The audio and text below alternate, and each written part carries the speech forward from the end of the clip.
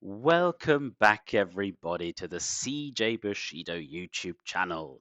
Yet again, it has been a seriously hot minute since the last video. Yeah, that's on me. Apologies. Life is busy and stuff keeps getting in the way. To be honest, I'm surprised that I'm even recording the video right now because I was intending to be out in the town right now having lunch with a friend who I hadn't seen in ages, but he had to cancel last minute because his wife's coming out of hospital a day early. So yay, he's gone to pick her up. Congratulations to both of them for getting out a day early. Nothing major, just um, yeah, she's feeling better than expected. So yay, good for them. But that means I now have a open window in which to finally record this video that I promised to do ages ago and has just been getting postponed because yeah, stuff keeps cropping up that I just need to deal with. Last time I had a time slot, then my kid got sick and I had to go pick him up from daycare and take care of him. So, you know, life. Anyway, we're here now. We're going to do the State of the Meta March 2026 video. Um, yeah, so let's get right into it.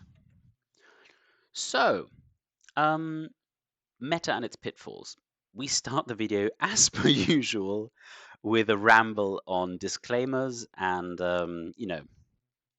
context because, I mean, Meta is a bit of a difficult topic in my mind, especially when it comes to Bushido, because often enough, I feel there isn't really a defined meta in that sense, because the game just isn't solved to that level or that degree that whenever I hear, oh, my opponent is playing, I don't know, cult or something, that I would know what they're bringing. Like, I might have an inkling as to what is strong and what they might be doing, but I have to look at the list before I really know, okay, what is coming, what do I need to do, and even what list do I want to pick, right? And beyond that, Bushido is just such a massively complex game that any small change can have massive implications. So when we look at what's changed in the errata and new releases, these can completely shift everything or have small effects or none at all. Like it really depends. And yeah, at some points, I'm just going to have to hold up my hands and say, I just don't know, guys. I have to guess. But again, I think I'm super happy that that is the case because I think the game is better off being less solved, being more unknown. I think it's to the it's just a massive benefit for the game overall because it's not just okay, matchup A versus B versus C versus D, and it's rock paper scissors, and if you dodge your two bad matchups, then you win, and yay, you know.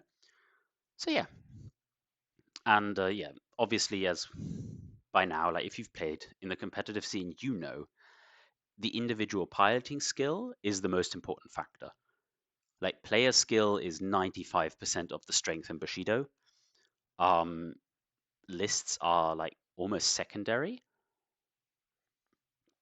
to a certain degree, but I'm very confident, for example, if I played against my one local friend who's gone off to pick up his wife, by the way, same guy, and he only plays once every 3 to 6 months. It doesn't matter what list I pick. I will slap him, 7 ways from Sunday every time, just because well, he doesn't know the game properly, right?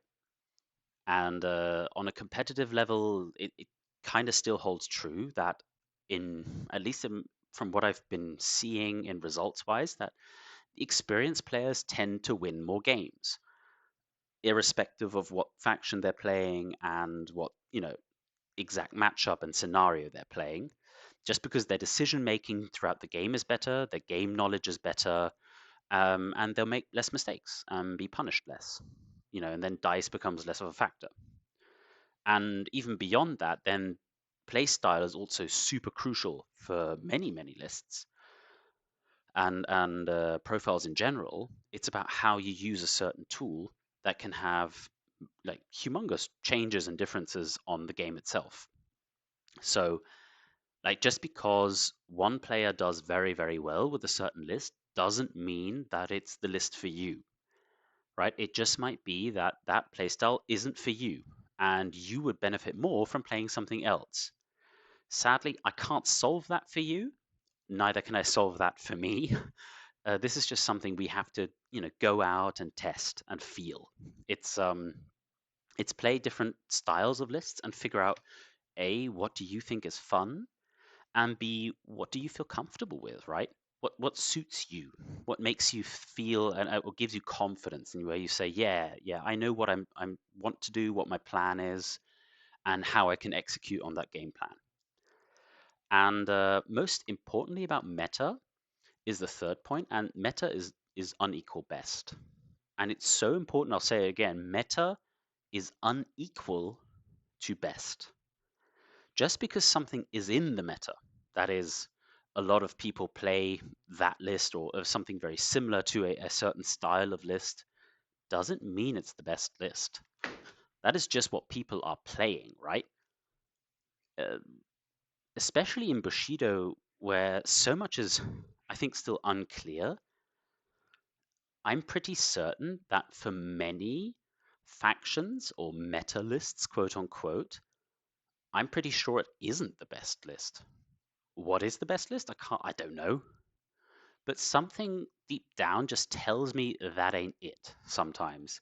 So for example, I think the example I made last time here was with the skeletons, the Gashadokuro, um, in Cult. So a lot of times, especially in Germany, I would see people playing the skeleton list because it's, skeletons are cool and, they're fairly strong because of their immunities and, it's a little bit more simplistic to pilot than maybe other cult lists and can cover a lot of your weaknesses as a player. So, like, those types of lists make mediocre players seem average or good, but wouldn't help you against better opposition just because they know how to take you apart.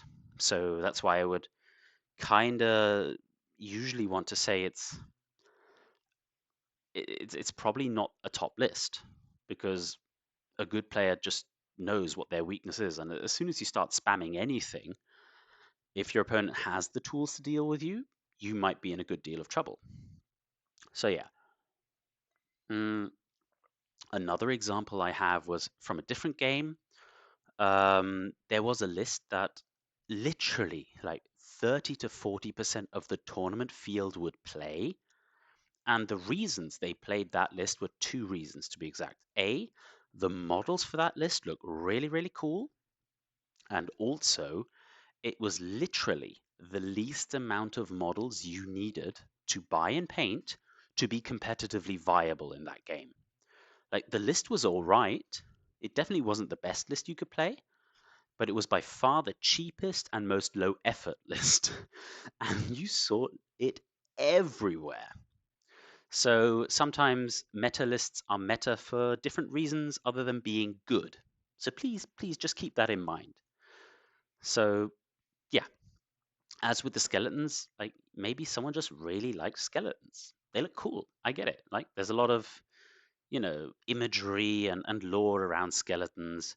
And who doesn't love a good, skeleton? It's like one of the original fantasy tropes. So yeah,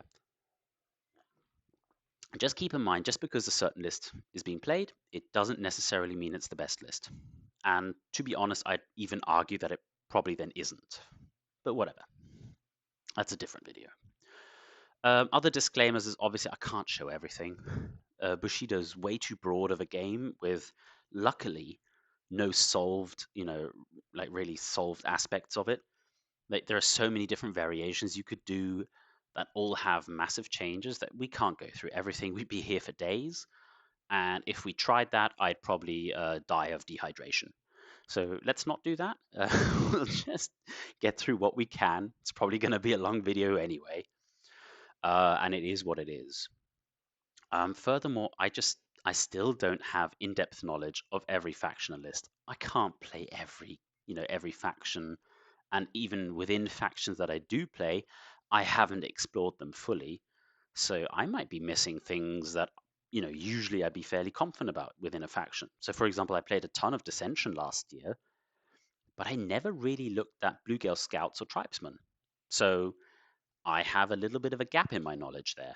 I roughly know where I put them in terms of strength and what they're good at and what they're bad at, but it doesn't really mean I can speak to them with a great deal of confidence. So if I wanted to speak about Bluegale Scouts, I'd probably reach out to a player that has way more knowledge on that than me, like Jonske or Vantler or Mutaz, right? Because they've just played that more, and those would be the authorities I'd point you to if you wanted to know more about them and how they position themselves in the meta. Yeah. And then something I like to champion is lesser played lists. I think for every faction, I'm pretty certain I can be confident that there are lesser player lists that might be super well positioned in the current meta that people just aren't looking at for whatever reason. Maybe there's a synergy we haven't seen, or we're just underestimating, to be honest. Or it might turn out that within 2 to 3 months, we know that the meta has certain demands of one of your lists to answer things. Like if we remember back to the Awoken pre-nerf, where you just kind of were forced to take a lot of soulless and combo attack to deal with the poison and the durable spider swarms, you'd see that a lot more. And now that the Awoken have changed, which we'll get into later, this opens up a lot more list building for everybody. So I would expect just on that alone, lists to shift dramatically, right? And certain profiles to lose popularity while others would gain popularity just because the meta makes different demands of you. Now, obviously, that means because of all the changes that have happened in recent months with releases and errata, it's kind of a completely new playing field. And there's a lot of question marks we have this early on into this year's errata cycle, essentially. So many things are just yet really unexplored and unknown. And we'll get into some of those when we go through the factions. But there just might be that one offbeat list that you keep eyeing and thinking about that might be the correct choice. So I would say don't be scared. Follow your gut instinct. Don't just copy other people. If you think something's cool, take it to a tournament and we'll see. Maybe it is, right? Be awesome if it worked. I'd be happy for you. All right, but let's kind of start moving towards the video. So methodology, we're going to do this differently than last time. What we did last time was I had picked out, I think, 2 or 3 lists per faction that I perceived to be meta, and we kind of talked about them a little bit in detail. We're not going to do that this time, because many of the lists are kind of still the same or only have changed, in small variations due to errata and profiles that have come up. I don't want to just say a lot of the same stuff, but also I think my perception of how I look at meta and evaluate meta has shifted, and I want to get away from like looking at a certain list and calling it meta, and try and think more about ideas that are meta. I'm not sure what I'm trying to say is very, very clear, uh, but you're gonna have to deal with it. Essentially, what we're going to do is we're just going to talk about what's changed and what effect that has on the meta instead of looking at an XYZ list. If you want to look at lists, I would recommend go to Longshanks. You can look at all tournaments that have been played, and usually lists are posted there. And then you can just look at what have people who have been successful been playing, or if you're interested in a certain faction, what have people within a certain faction been playing, and that's how I would then look at what is a meta list, right? So you can do that in your own spare time. Very easy to do, and Longshanks is a fantastic resource. Do go check them out. So yeah, we're going to look at what I perceive to be key changes in the errata. We're going to look at, are there any new releases that really, impact the competitive landscape, and how do those factors change then the meta landscape? So this is going to be out of a competitive lens. So if there have been releases that I just deem not very impactful right now, then they probably won't shift much, right? But yeah, okay, let's dive straight in. I'm just going to take a sip of water. All right, Cult of Uray. Here we go. Well, by the way, the order is like just, I think, the order that they appear in the app. Uh, maybe that was the order I decided on. If not, deal with it. Doesn't really matter. We're just going to go through the factions. So, Cult of Uray. What happened in the errata? A ton. Holy, Cult had like the biggest, slew of errata changes. So much happened there, and to be honest, correctly evaluating what that is going to do to Cult as a faction and their position within, the meta, quote unquote, is really tough to evaluate. I have no idea how the Kyrie lists are going to play, for example, now that they've all become so much cheaper, but tons of them have gained aloof. Um, to be very honest, I've never played against Kyrie, and I've only play tested them once when the changes were in development, because there was just so much going on, and I was kind of focusing on other factions that this one, yeah, just kind of went by me. But obviously, what did happen is Kyrie became more attractive, right? Uh, Especially the named Kyrie got a lot more interesting. And to be honest, all of them, even Minarai, retaining the non-aloof status makes that model just way more valuable, at least comparatively to what it used to be. Araka got a glow up. Tadao is, absolute beatstick now. Even got more expensive just to reflect how much more power has been injected into that model. I wouldn't be surprised if we start seeing a lot more Kyrie lists, and maybe even a return of Death and Decay as a theme. So, yeah, definitely something to look out for. Regarding skeletons, so they lost some of their immunities, notably prone and held, and some of them lost immunity control, which is, a funny one because it's not that easy to control a soulless model, but there are ways to do it. However, do be aware that I think Warui and Kosho have different immunities from the rest of them, because they,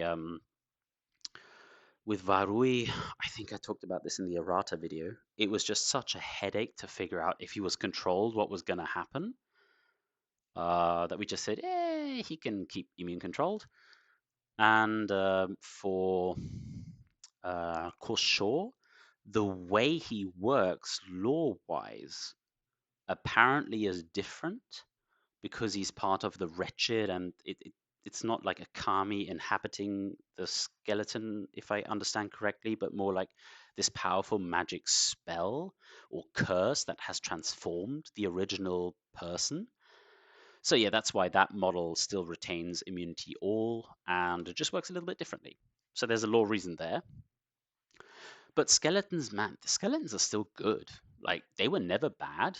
I think they were overrated, and like considered a top tier list, but they're still good. And even with the changes, animated militia took a big hit. Yeah. I think we won't see multiples of them that often now, because they have group now, if I understand correctly, which again can be good. Like, sometimes it's really nice to just take away two activations from a model in, one fell swoop if you can, and ganging up on someone. So it can be a bonus. But in general, I tend to not like group on like models that don't have that much impact, because it takes away from my activation advantage. Um, but skeletons as a whole are still very, very good. And Sato Hachi looks like absolute baller. He got a small buff as well. His command was increased, and yes, I know command is kind of treated as a meme, but here it might be really good. And Sato Hachi is just such a strong profile in itself. Skeletons still good, still good. Don't discount them. The other big thing in the errata was Ikirio. Ikirio got a bit of a nerf, losing the Shugenja type. So what did that do? Essentially, it took away her access to Believer through Yu-Gi-Oh's Desecrated Shrine, as well as an easy source of bodyguard. So currently, I believe there is no bodyguard for her in the faction. I would consider that a good thing. Um, However, the strongest part of her kit, that being her stare into the void or whatever it's worded, being active instead of simple, that's still there, means her offensive output hasn't really changed.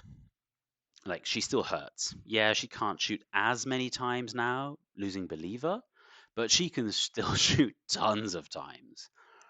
Another thing that changed because of active key feats only being able to be used in the main phase now means there's no trick of where you shoot in the starting phase and then trigger her unique effect to refill her key and then shoot again.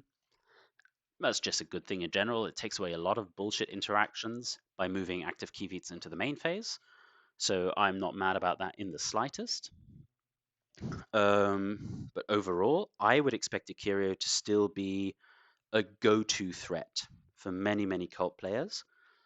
I've seen a lot of negative chatter about her now that, because she doesn't have bodyguard anymore, she's still scary, guys. She's still hard to engage, with Fear 6 Terror and Dread. You you really want to bring something that is soulless or fearless or has some sort of way to move into base to base. And otherwise it's just a headache to get to her. And Cult also has enough models you can just put in the way, right? And just body block. So I don't really see the problem. I think she's still super strong, and people should definitely be considering her. If you want to run Cult, definitely give her a look at. Other profiles that are like super strong right now in my eyes are, well, surprise, surprise, Fuwa Kaidan and the Wan Yudo, especially when the Wan Yudo has his Iron Wheel upgrade. Those are still just amazing profiles. They can do some absolutely nutty things, and if I were building a cult list, I'd start there and then see what else I want, and if I then maybe cut one of or both of those models. But I kind of feel I'd need a reason to cut them. They're just cool. They look good. They function well. They do some really, really interesting things. Um, Models I kind of see less than I expected is Hikari. I think Hikari is fantastic. Her key feat is just amazing. Like, being able to force an opponent to take a walk action and even, being able to set up what direction that is in, as well as their facing, can be so powerful if you have a little bit of foresight and a game plan in mind. I'd love to see her being played more. Maybe if I do an excursion into cult, which I'm definitely interested in, by the way, I'll give her a few more tests, and we'll see if my feeling that she is so strong is then still holds true. But in my mind, she sounds like she does some really, really strong stuff. And Kato, where the heck is Kato, guys? Maybe now with the Kairai changes, we'll see more Kato. But yeah, Kato, ugh, he's annoying to deal with. For example, I have a casual game tonight where I know I'm going to be facing Kato, and I'm not really looking forward to it because like, how do you deal with the guy? He just hides behind tons of zombies that he can sacrifice to ignore damage rolls, and then he has these annoying marionettes running around taking over your models. He's a problem, guys. You should be putting him on the table. He's good. He good. Okay. Then new stuff that comes out. The rats. The rats have landed. They're out. I believe Nonbo has just gone into um, the new release wave, like yesterday. I think I saw it on Miniaturicum. So I'm very, very eager to see if we're going to see any rats in Sweden at the upcoming tournament. I know it's quite short notice, maybe, but I wouldn't be surprised. I know there's definitely at least one person who is a cult main. Yeah, and if they take one rat list, I would not raise an eyelid at all. They look very strong. The disease looks incredibly annoying as a state in general. They have a lot of cool new cards, and the theme looks very strong. I really enjoy the positioning tricks they have, where they can swap the position of two rat models. There is a lot of potential in that, I believe. Yeah, I think it's going to have a definite impact on the meta. I wouldn't be surprised if, for many cult players, this is one of their go-to lists. It seems just so annoying. Um, and even if you have some, top tier threat that wants to just slice through your ranks, you're like, oh, Akio, here, have rat, waste time, have a disease counter. So next turn you only have one activation marker. Seems really annoying to deal with, to be honest. So yeah, rats are good. And then I kind of want to give a shout out to the wretched. Where are the wretched? People are, at least from what I'm seeing, not playing the wretched. And to be honest, I don't get it. The wretched seem good. Excuse me, little cough. The wretched is just a solid warband that has a lot of interesting plays.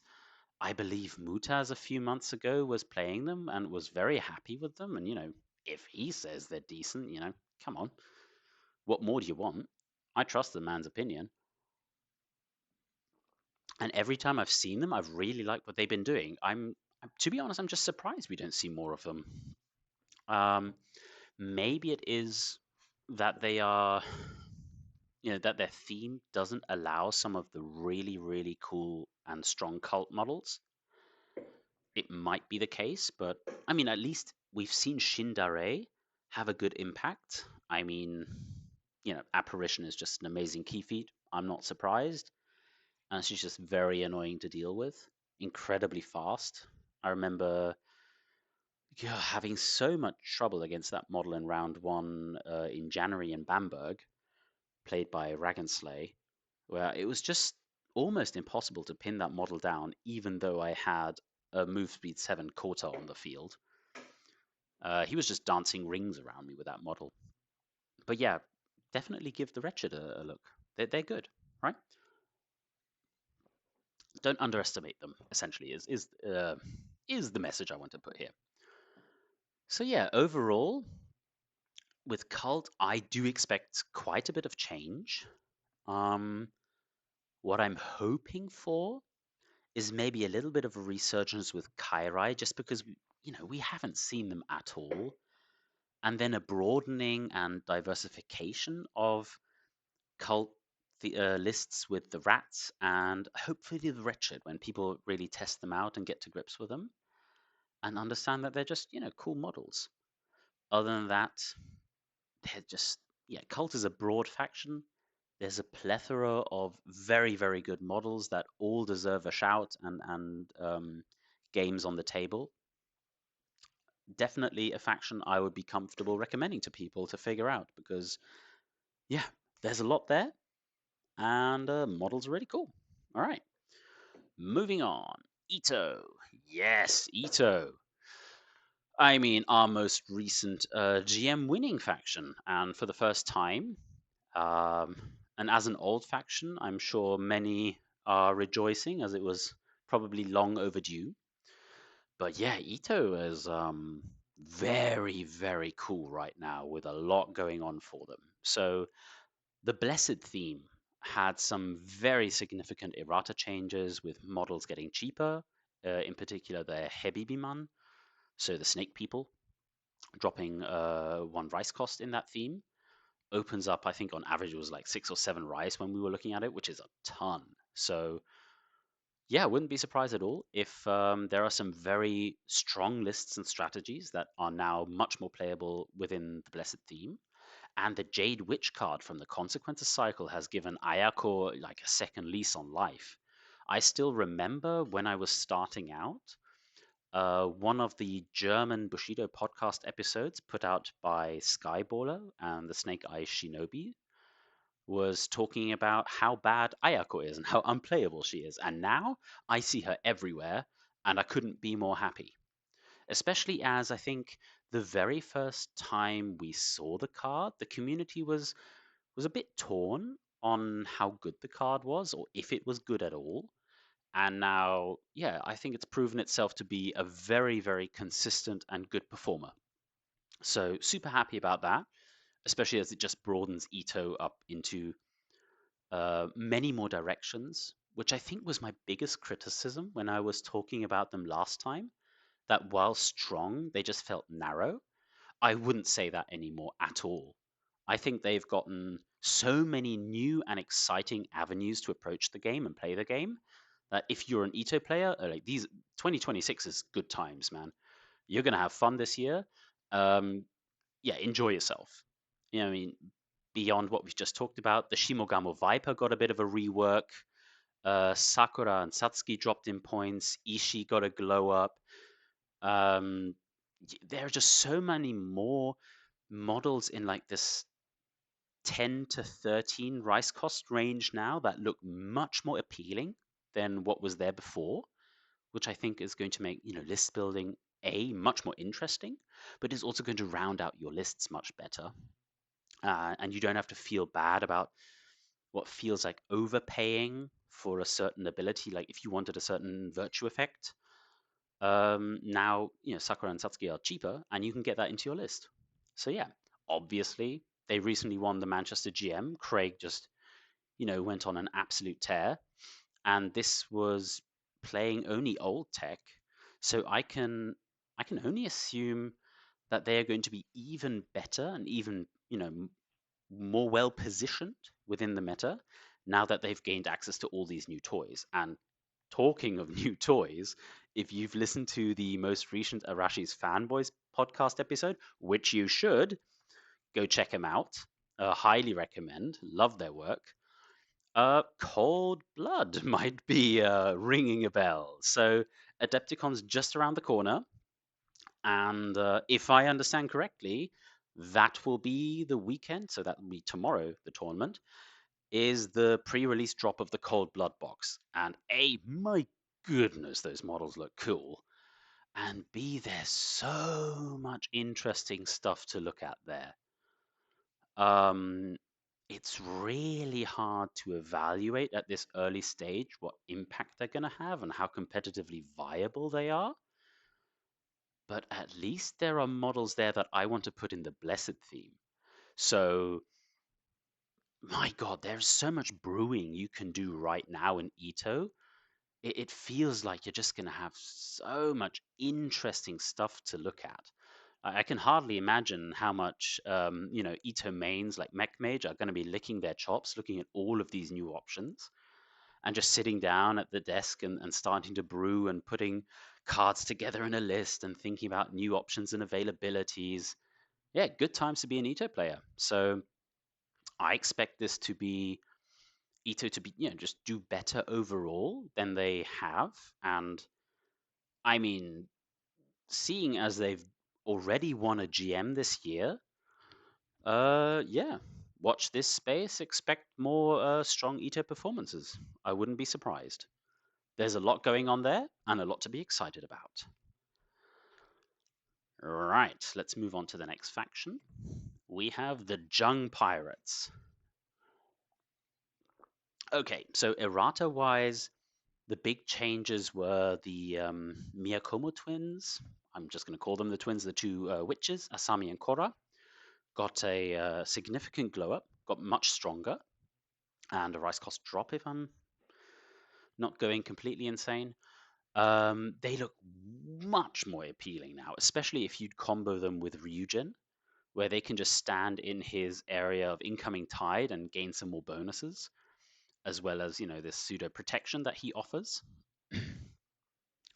I really hope we see more of them in lists because, yeah, I mean, fantastic sculpts, and they offer some very interesting opportunities that you might not have had before, like using the tidal push ability to just push someone off an idol.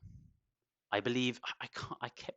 Keep forgetting and mixing up which one's which, but one of them has a tide manipulation keyed feat where when you're shooting with your range attack that can push people, you get to ignore cover and line of sight and all that nonsense. And then you can just shoot someone who's standing behind an idol who just walked up there ready to boop the button and just push them away 1 inch and say, sucks to be you. That's really, really strong. And I think people are underestimating it and not really giving them the respect and fear that those profiles deserve. So yeah, I'm hyped to see some more of them coming up this year. Otherwise, I'm still a believer in Senin and the 64th Fleet. So the new theme and the new captain or admiral, I think she has the title. Something tells me in my gut there's something there we haven't seen yet or haven't explored or appreciated yet, and that is the way to go with Kaizoku, with the pirates. That is. It just feels like you can do so many things to really make these models shine. I wouldn't be surprised if there is some special sauce there. And yeah, I either gonna have to do a little bit of a deep dive myself and maybe play them in a TTS event to get a better feel for them and really just kind of exercise those demons and just figure it out. Is it really there or am I just hallucinating? But something is appealing to me about them, and I can't really pin it down because I haven't, played them properly. I've only ever just looked at the card and just thought, this smells like there's something there. And otherwise, I mean, Chico, the new shark release. I mean, obviously now that she brings sharks into the deep, and can enable them by putting up bleed markers, this smells like good times for the deep, even more than was before. The deep was, I think, the go-to competitive list because you could just put in so many interesting and strong ideas into that theme. And now with the addition of sharks, that sounds very interesting to me.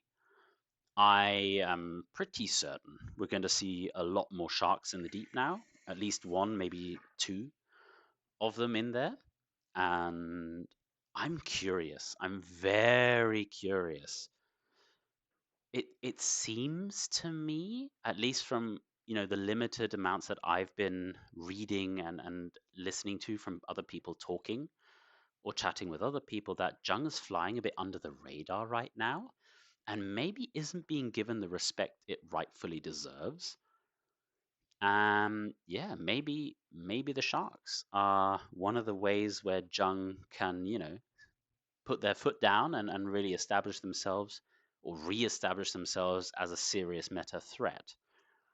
Where I think currently maybe some people aren't really giving them that respect that I think they definitely deserve. Mm, Ryujin can also, in the right matchup, just be such a headache to deal with his difficult terrain that keeps expanding and his tsunami ability. If you don't have light footed or cloud walk, that does not sound fun to deal with. So, yeah, Jung still has a large variety of interesting lists, in my opinion. And yeah, I am very, very curious to see what will happen. I have a good feeling about them. I really do have to say. If I could wish for one thing, I think it would be that the 64th Fleet turns out to be really strong. Maybe, if not yet, it will be when the previewed Kaiheidan, the Elite Marines release, where we saw a little sneak peek in Manchester of some artworks and some work in progress profiles. because something, elite Marines and Senin, yeah, that just sounds good to me. There should be something there, and at least a really, really fun and engaging list. So yeah, again, I think good times for Jung. I feel they are in a better position now than they used to be. So when comparing it back to the last state of the meta video, I would rate them in a better position now. Yeah, I'm very confident in that statement that I think they're in a better position now and stronger overall now than they used to be. So definitely check them out. I, if anything, I think they're the most underrated faction. All right, but let's move on to Minimoto, the bear, the terror that they are. Um, Akatsuki got cheaper, Koyama got more expensive, and Kamui changed a little bit in how it operates and how the melt is counted and interacted with. So you now need a board-wide blizzard instead of just a blizzard effect, like an icy veins on him to prevent a melt. Um, Overall, I think the biggest changes that we saw regarding Minimoto is in Matt's list at the Manchester GM. So that is, we see a lot more Rinko in lists. And it's not only Matt's list at the GM that played her, but I've been seeing her crop up more and more now because I think now that Koyama's gotten a little bit more expensive and Kamui requires a blizzard to stay alive for a longer period of time, Rinko just becomes that much more appealing, which I'm super happy about, by the way, because it always felt sad that she was the one sister of the Hoshi, three witches that would previously just not see play. Mm, and it just turns out she's really annoying and really good, and just very helpful overall to the Minimoto game plan, in my opinion, because she slows the opponent down, which really plays into their hands. Um, I think off the top of my head, I would say Minimoto are the most stable in the sense of they have had the least really change for them when I'm comparing back to October before the Hamburg GM. It feels like, okay, I'm just shifting stuff around, but like the finest steel list still is mostly the same. Um, Still makes use of the same profiles. You have these flavors of, do you take Yukuma? Do you take Odamu? Do you take Rio's probably always there? And do you take Koyama now or exchange her out for a cheaper samurai? Um, but overall, like Machiko and Kimiko and Kamui are always there. They feel very similar to what they were, and it was good then, and it's still good now, right? So yeah, nothing to be worried about if you're a Minimoto player. Life is good, and Matt proved that by going undefeated, and the only person, by the way, to go undefeated in January. They can absolutely slap people silly. So good stuff. The big change, and one that I'm really having trouble evaluating, is Hoshizembe, the new samurai that's coming out. His once per game key feat looks super interesting, but I haven't really had time yet to marinate on it and really consider all of the implications this is going to have and in what situations I really want them or what situations I just want to prevent by just, throwing it out and just saying, okay, we're done here. No, none of these silly moves you wanted to do. Uh, Please sit down and chill. Um, Pun not intended, but very much welcomed. But yeah, he looks like a great model.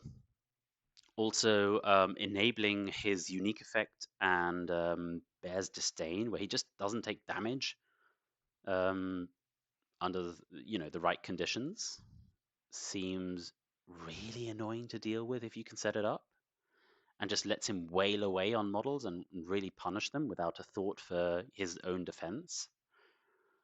Very, very Minimoto esque. And I wouldn't be surprised if he makes his way into many lists right now, especially like Fine Steel. Um, I've also been seeing a lot of really, really interesting Ronin builds as a second list currently to deal with the six idle scenario that, traditionally Minimoto tend to struggle with more than, zones, for example, which they love.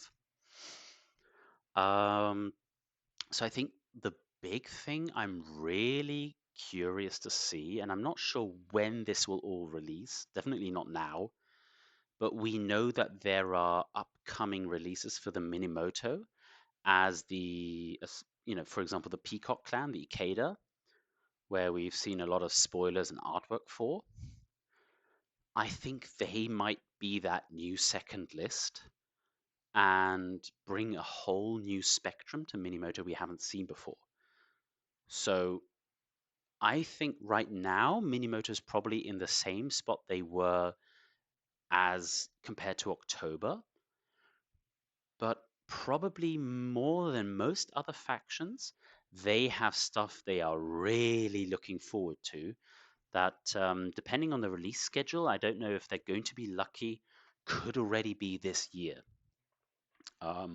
We'd probably have to pester, Gordon or someone at Adepticon. Maybe if you buy him a drink or something, he can give you a hint. I don't know how that works, but definitely try it out because I'd love to know myself.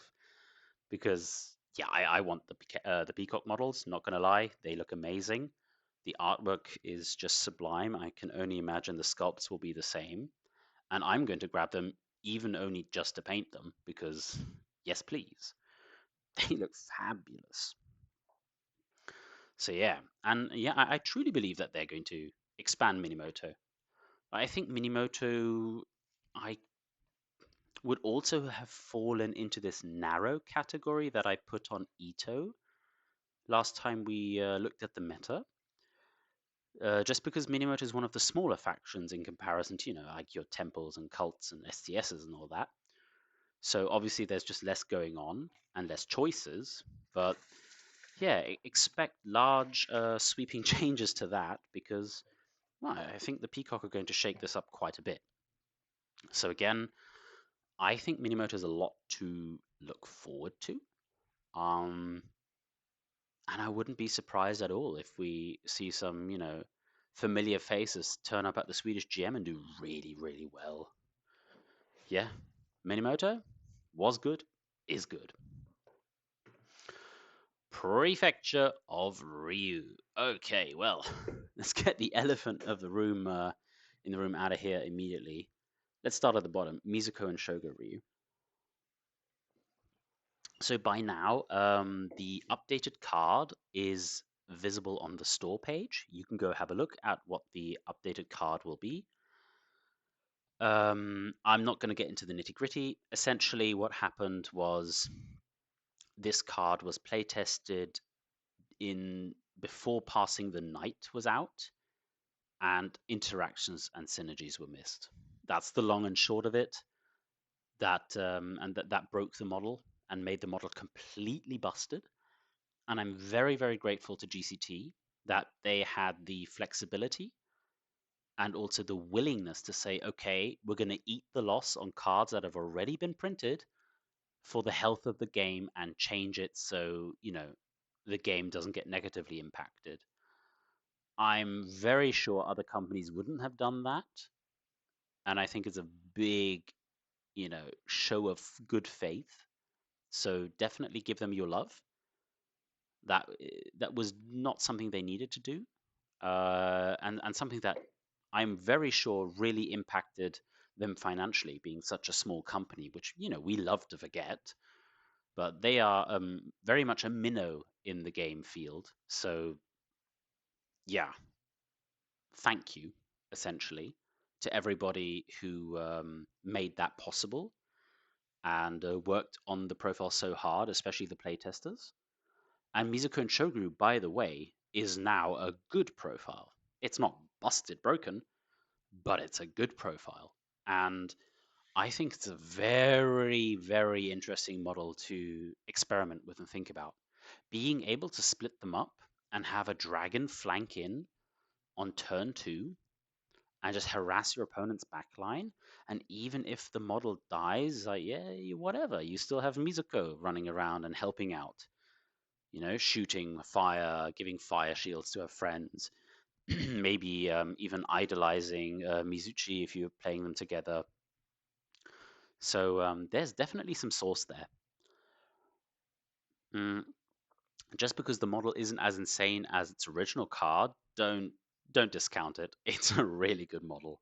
Um, Nothing wrong with it at all, and I would even consider it strong. Overall, I mean, if we look at the errata, passing the night had some rather large changes.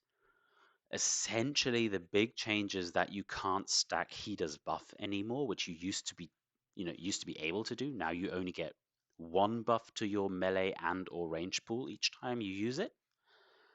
So at most you could buff melee and ranged by one dice instead of, just saying, oh, let me just have 3 melee dice on every model within, 6, because that's reasonable.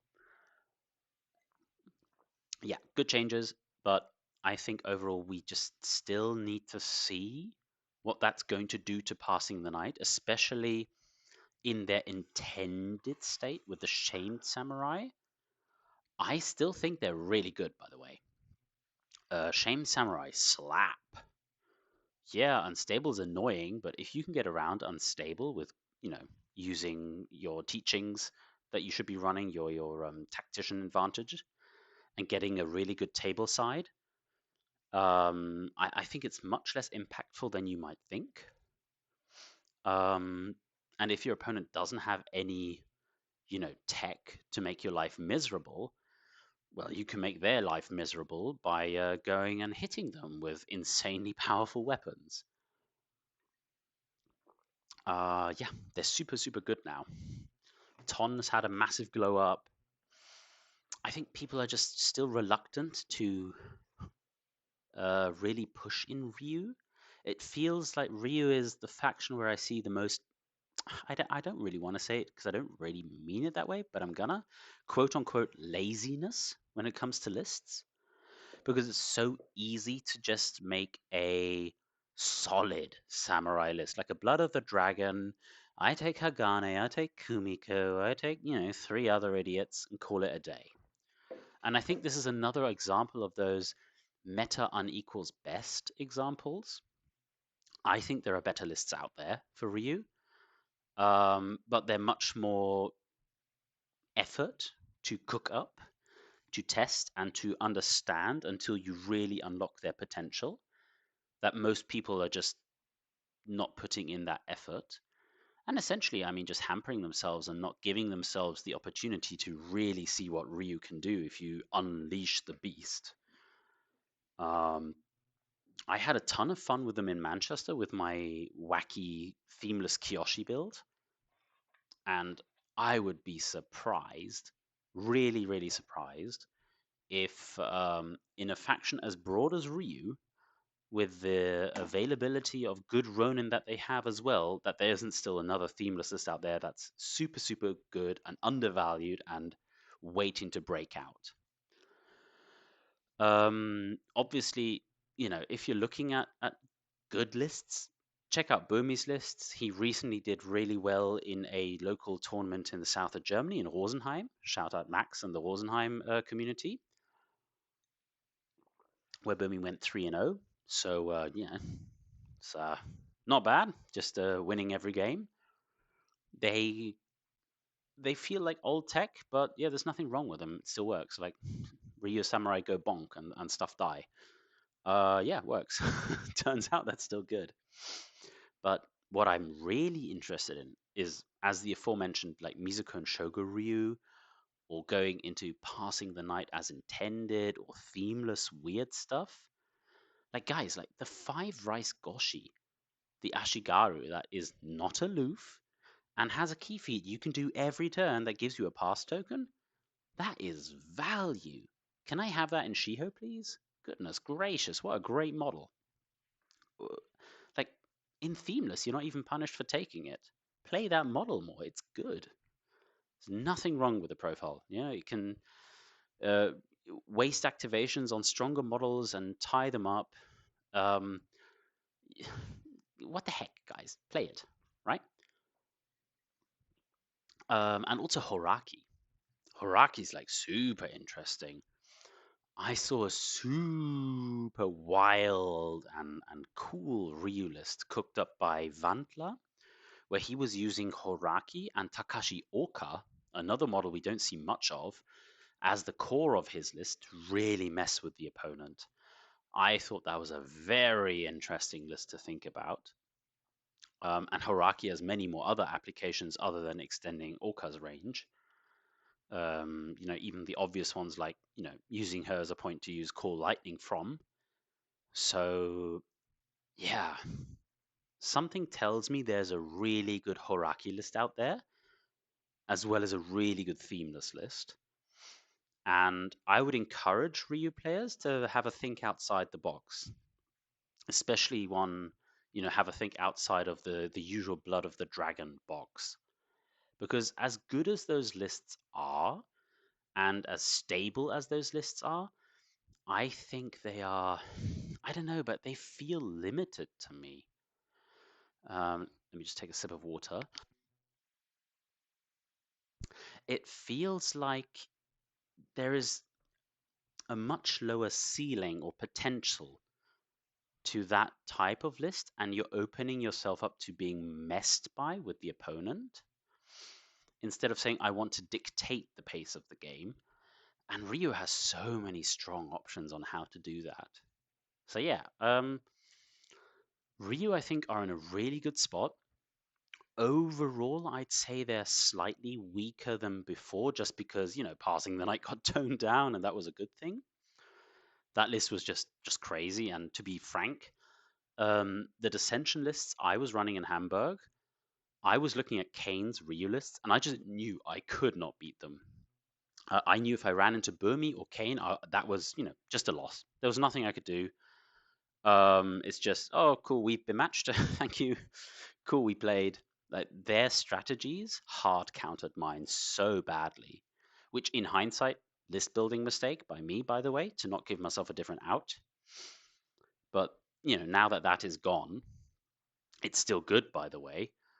But yeah, I think overall, if you want to just stick to the old style, I think Ryu has become slightly more tame in the past 12 months. And I'd really encourage Ryu players to look outside the box. I think there's much more to be explored there. Like I was pleasantly surprised when I was building that themeless list with Kiyoshi, how interesting it was and how many other ideas I saw along the way that didn't make it into that list or didn't fit what I was trying to do. But it feels like there's still a lot of potential to unlock in Ryu. And hey, maybe there's the secret sauce in there that we all haven't seen. So yeah, um, very curious to see what Mizuko and Shogoru will do. I think it's good. I think it's a good profile. But that's only my opinion, bruh. All right, let's move on. Savage Wave. Well, this is a faction that's probably had the biggest glow up, right? The errata and the consequences cycle deck have turned this faction from what I would have considered the weakest faction into a super strong faction. So I think Savage Wave players everywhere are really relieved after the long period of woe where all of, basically what the faction did was kind of limited to one very specific Bakemono list and then hopes and prayers has now really, really expanded. I mean, the Ring of Fire was good, don't get me wrong. And the Red Squadron Onisho list that Commander Vimes built really good, gave me a good run for my money also in Hamburg in round 5, I believe.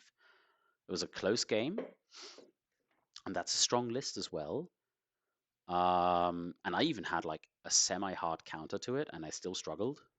So, you know. But the big things is Alpha's got a massive glow up with their theme. Um, Being able to use size for other tests is incredible. There are so many like annoying opposed key tests you now don't have to worry about. Like I also felt that impact immediately when I was using Korta in Bamberg. And Jonathan just, oh, my Oni is going to attack Korta. And I was like, oh, yeah, sure, I'll just Mirage away. Wait a minute, you got 5 dice? Yeah. Korta went bonk and died. So, and you can even use it for the tactical test, by the way. Being able to semi-guarantee a tactical test is pretty good. So alphas are good, and obviously Bakemono Hunting Pack have had a massive impact. They won the Bamberg tournament that have been referencing, as well as Sean got his first GM win at the Massachusetts Grandmasters in Boston. That was hosted by the lovely Bagel. And looking at the sign-up sheets for Adepticon, I can already see 2 strong players, Sean and the demo of Dan, both coming with Savage Wave. And am I surprised? Not in the least. So Savage Wave look incredible right now. But there's even other things like I feel haven't really been explored yet, like even Yamimure. His errata change, making him a lot more viable and applicable. Um, there's a lot you can do there. I feel this might be another one of those cases where it's more effort. So people don't look at it and just say, oh, I'll take the dogs or I'll take the alphas or the Onisho or the Bakemono, right? But that's a model like if I were forced to play Savage Wave in Sweden, which I mean I'm not gonna because I don't have the models, but let's just say I was a Savage Wave player and I'm handing in my list tomorrow for Sweden, because that's when the deadline is. I'd be really tempted to sit down and try and figure out something cool with Yamimure. Something tells me there is some very interesting tech there. And I think it's boomers. But what do I know? I'm not a Savage Wave specialist. To be honest, talk to Sean. He knows way more about this than I do. Commander Vimes is a very good person to talk to if you're interested about this. Yeah, Tim Hamill has been playing a lot of Savage Wave recently.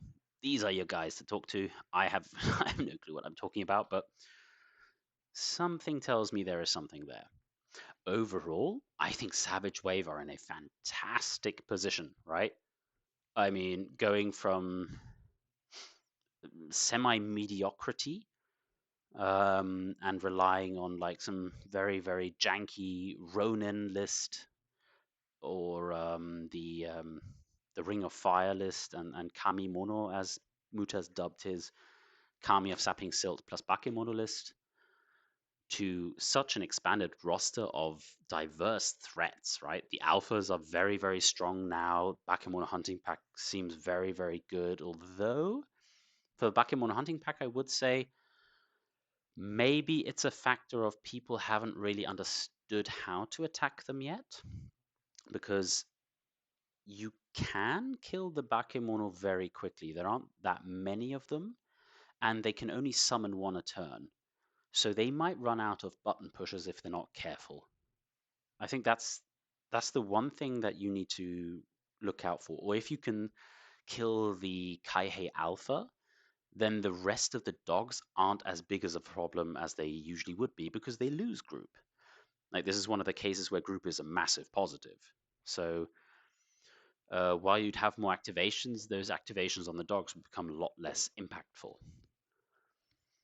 So we'll have to see how that one shakes out.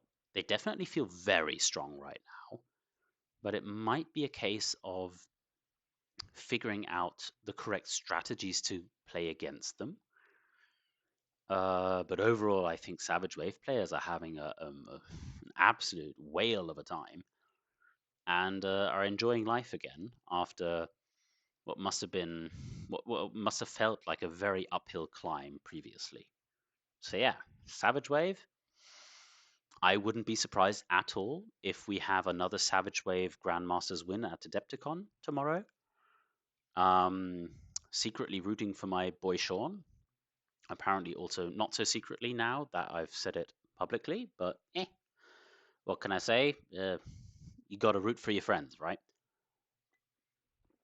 All right, moving on. Ninjas, the KKZ, the Kagekazuzoku.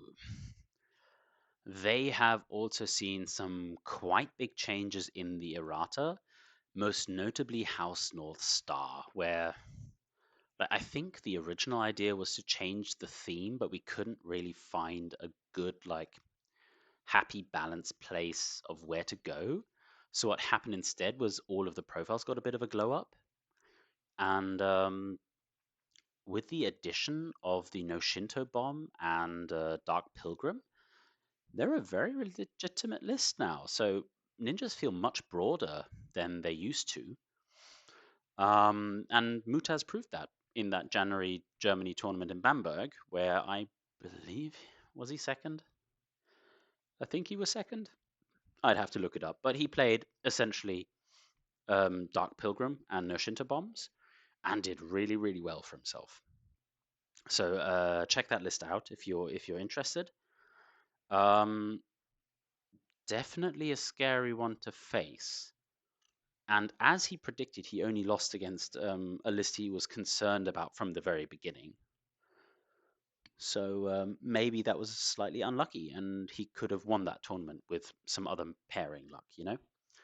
But yeah, other than that, the ninjas feel very, very good right now, right? They have gained a new top tier ninja in Obachan, Granny in Japanese, who is the Jonin of House Bleeding Moon, if I've got that correctly, and is a terror. 3 or potentially 4 activations in House Bleeding Moon with 5 dice is nothing to sneeze at. Now, okay, she's aloof, so she can't play the scenario for you, but she can she can definitely go slap some fools. Hand out some backhands to those students who haven't been listening and haven't been training properly. And yeah, bad granny vibes all over the place. I'm I'm I'm still torn on how to evaluate her properly. On the one hand, if you have the correct tools, then she's really fragile for 25 rice, right? She's 5 wounds and doesn't really have much defensive tech. So if you have something that can shoot her and ignores her camo and cover, which she's probably always in, like the bird throwers in the Cormorant Fishers in Temple or Zama the Falconer, she might be in serious trouble. But when played well, and I have played against one good ninja player who just, one tapped 2 Ryu samurai that I was playing, uh, just by, surprising them, giving them that good old, oh, let me buy unblockable off of Katsumi and slap you 7 ways from Sunday with a powerful attack. Yeah, she can really dish out the hurt. Definitely something you need to respect. Bachan is uncomfortable to play against. So in my recent TTS match where I played against her, I opted to not engage her at all and waste the time with fire kamis because I just literally didn't have a better answer to her other than, avoid her, body block her, and pray she didn't get into my backline and mess me up. Yeah, other than that, the addition of Shiho Kizo and the resurgence of Carapans that he now brings, I've seen them especially in some very interesting skirmish mission or Ronin builds, and I gotta say I like it. Gotta say I like what's happening here. It's such a nice addition to and gives new capabilities that the ninjas just didn't really have before, and especially Kizo coming in only 12 rice feels really nice. It's a really cool price point for him and enables you to take Carapans without feeling bad. So another opportunity and another broadening of the faction, which I really am happy for. Um, for the life of me, I can't really recall. There was one Ronin list I saw. I think it was Erzherzog who posted it. That looked terrifying, and I really liked what I was seeing there. And it used Shiho Kizo and Carapans. as well as a smattering of Ronin, which is not something I really would have thought of when I thought ninjas, but as a second list, paired with a ninja list to give you some very difficult decisions when you're picking your list, I really like that idea. And otherwise, I mean, House Bleeding Moon is still House Bleeding Moon. There's nothing wrong there. They still do the thing. Skirmish mission looks great. Assassination mission looks great. House North Star now has that new glow up. Um, by the way, Axiom is legitimately cool. Play him more. He's really, really good. The House North Star Jonin. He gained a new melee weapon that makes him so much more versatile. Yeah, there is a lot to like here. Again, like ninjas is another faction where I'd say they were positioned well last October. Obviously, they won the Hamburg GM. Um, and they feel as if they're just in a better spot now. And I think we can say that so far for most factions, if not all. So, yeah, good times. Good times to be a ninja right now, definitely. All right, the Shiho clan.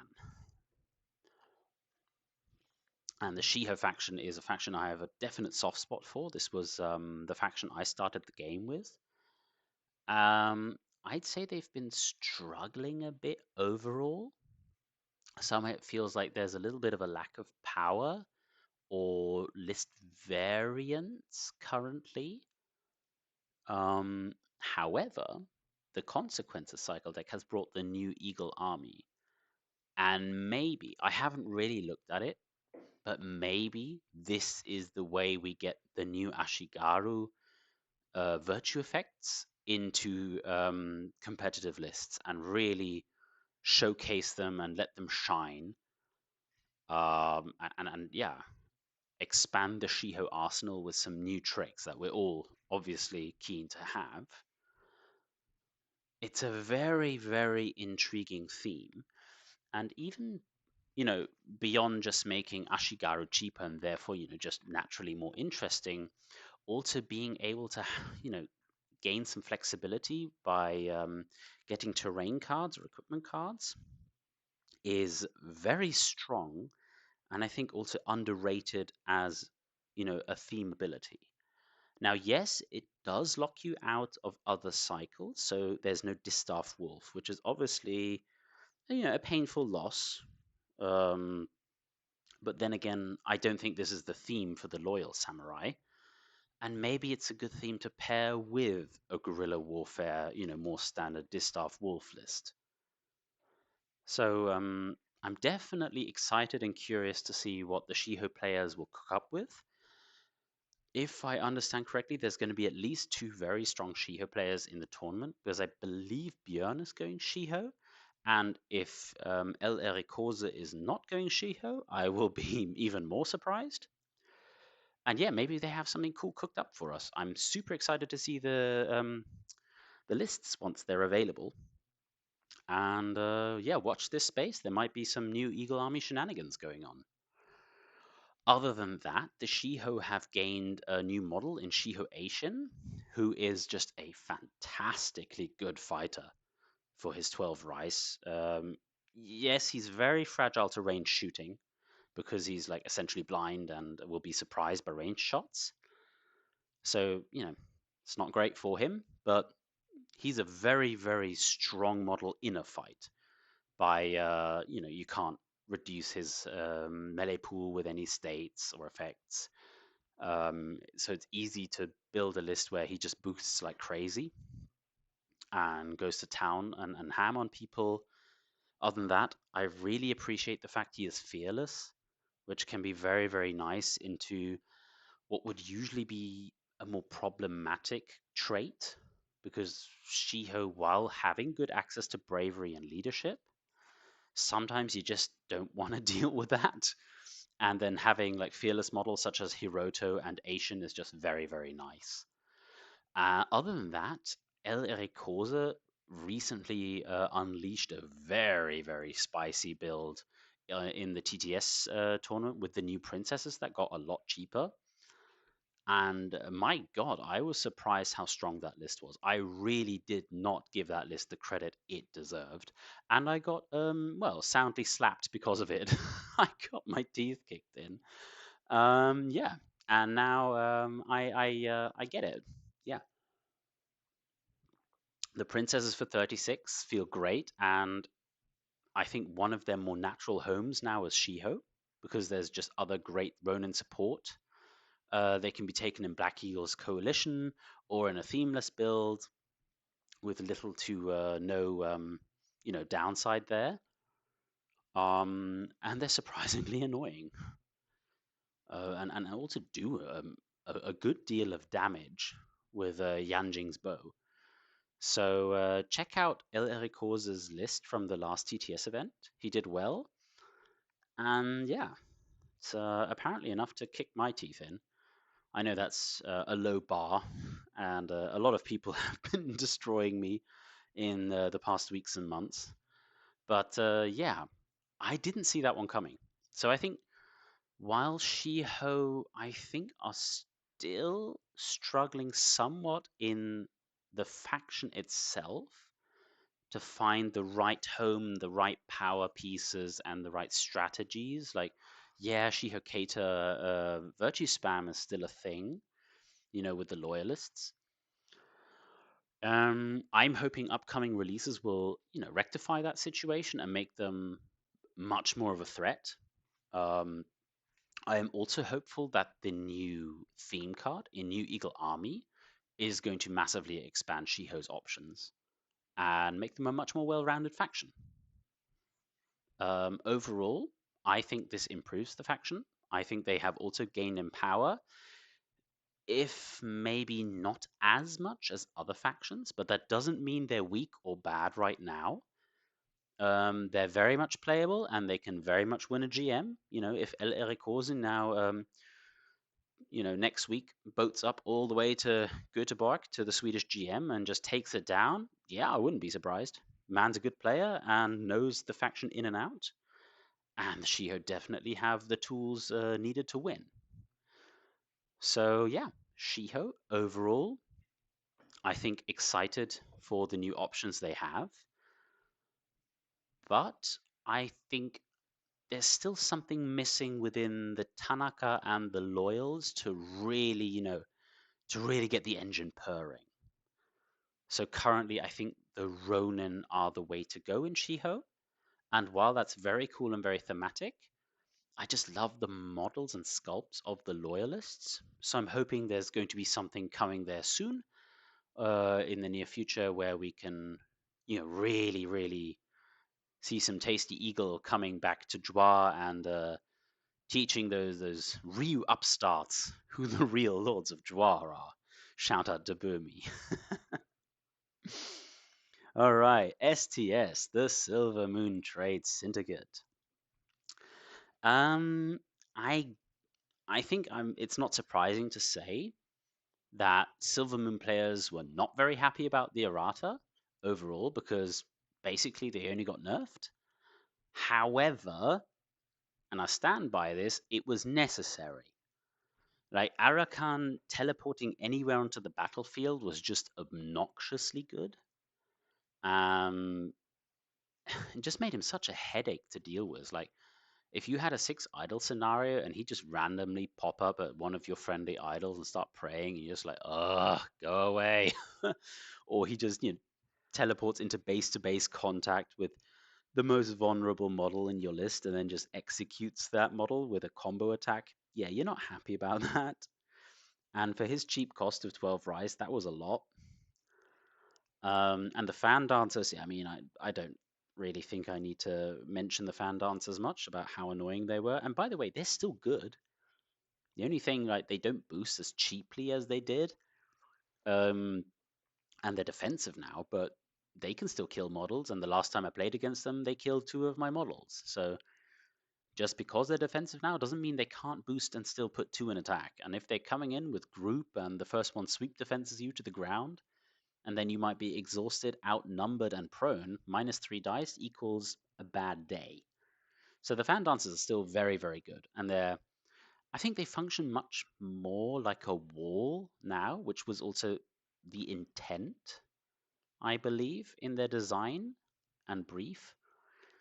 And yeah, to be honest, they just released overtuned and now are brought in line of where they're supposed to be, which is a win-win for everybody in my eyes. And again, still great models. And if I was taking STS tomorrow, I'd include them in at least one of my two lists. Release-wise, they gained a hyena called Kawaii, which I think is supposed to be a pun on kawaii, which is the Japanese term for cute. Now, I'm not so sure what's cute about a hyena, but I don't make the rules, right? I'm sure somebody thinks he's cute. And otherwise, it's just a fun, ironic name. So there's that. Um, I think Kawai's time, like while it's already a useful model, right? A 10 rice model with melee pull 3 and brutal, you know, it can definitely do a job and just, bite people. You can order it with Honoko. So it's a useful addition to the arsenal. It references a model called Tadamori who hasn't yet released.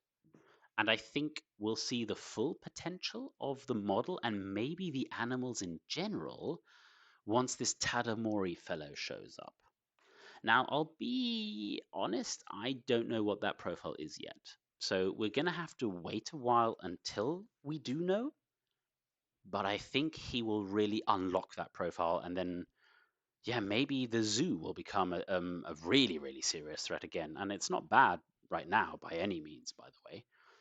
So, but I think Kawhi won't have an immediate impact in the meta. At least I don't expect him to. If look, at least if by judging by recent TTS results, which by the way have been absolutely stellar. Um, if I'm not mistaken, the last two TTS events have been won by Silvermoon, going undefeated both times by different players, by the way. Shout out to Niels at this point, who I think this is his fourth TTS tournament. Started in the TTS Masters last year, getting bullied by all the experienced players. And, within a few short months has risen to become a very strong player. Shout out to you. Well done. But the lists we've been seeing. Oh, and by the way, Skyballer also recently won the tournament down in Rosenheim, also going 3-0 undefeated. So Silvermoon has been putting up some very impressive results. Um, and they've been doing it with old tech. It doesn't seem as if the changes to Arakan and the fan dances have really slowed STS down. If anything, I think they've pushed the Silvermoon players into even stronger archetypes. So it might even be a shadow buff to the faction, as weird as that sounds. Maybe this is another harkening back to meta unequals best, where people were just playing those profiles because they thought they had to, because they felt so good. And now it just turns out that, yeah, loading up Malosi with extra activations and virtue and letting him go ham is never a bad idea. So, yeah, there's that. Um, Silvermoon has been doing, yeah, fantastic recently. This is another of those factions where I think there's still so much to explore. There are some weird, weird profiles in that faction that do the oddest things. Like, I still stand by my. I think I made that statement that old Zoe is the most busted model in the faction. At least it feels to me that every time I make a list and I'm happy with the list, old Zoe is in that list and is central to the plan I'm making. I mean, maybe this just demonstrates a fundamental lack of understanding of STS. Might definitely be the case, but I just really enjoy that profile, especially as it doesn't feel obvious that he's so good, or at least that I value him so highly. Like if you just look at the profile, you'd think like, ugh, he dies to a stiff breeze, which he does.